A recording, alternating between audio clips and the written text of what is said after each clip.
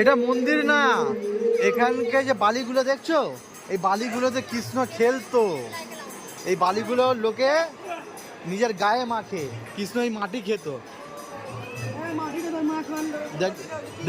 হ্যাঁ দেখবে, এদিকে দেখবে, আমি দেখাচ্ছি, ওদিকে চলো দেখাচ্ছি।